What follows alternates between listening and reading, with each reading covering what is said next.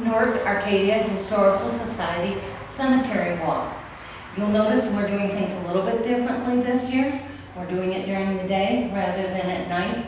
We'd like to be able to point out some of the beautiful stones and the artwork with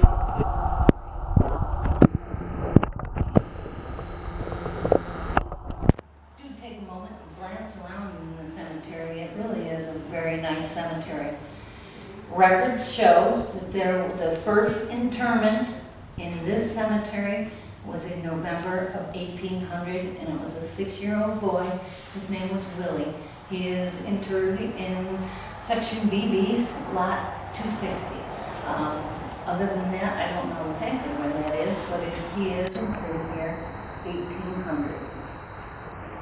Okay, many people drive by this chapel every day and wonder about its history.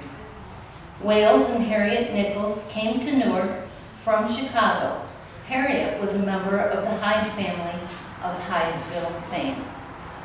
They lived on Scott Street, and Wales owned Nichols Hardware that was located first on Main Street and later on West Union Street, where Mr. Nichols built the Nichols block. The couple never had any children and were very active in local organizations and churches.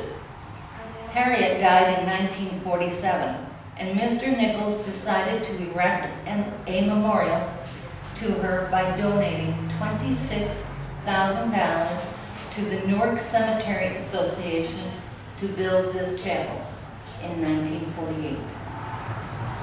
When the chapel was about 1/2 built, Wales Nichols died. But the work on the chapel continued. It was his wish that the chapel be used for funerals and weddings. It never really ever had the use that Mr. Nichols intended. Nichols was an astute businessman, owning quite a bit of property, including the former First National Bank building, corner North Main Street, and East Union. He rented the building to a new auto supply business called American Auto Supply, managed by a new resident, Fred Lombrazio. The business eventually became one of a chain of stores called Noah's Ark.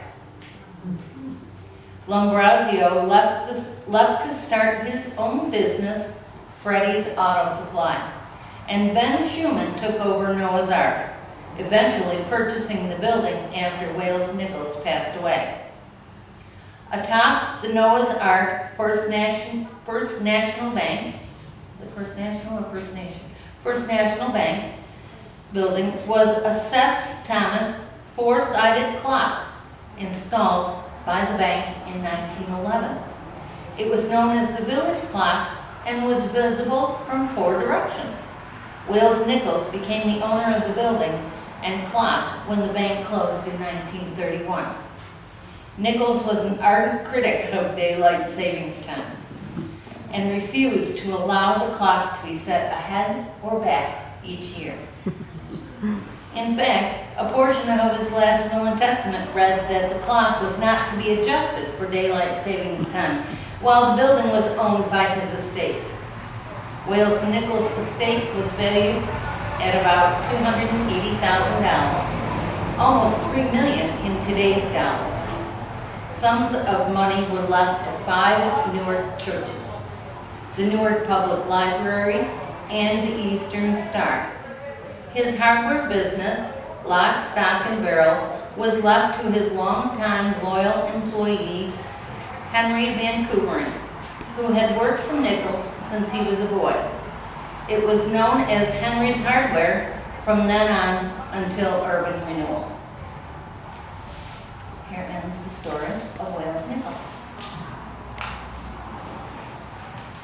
If you would all, also before we continue on, we do have the pleasure of having the Harringtons with us today.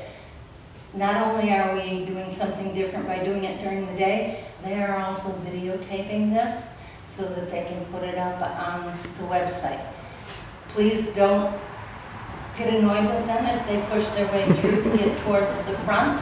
And if you don't wish to be on tape, please be sure you stay aside. But there's my disclaimer for the videotape, okay? But yay!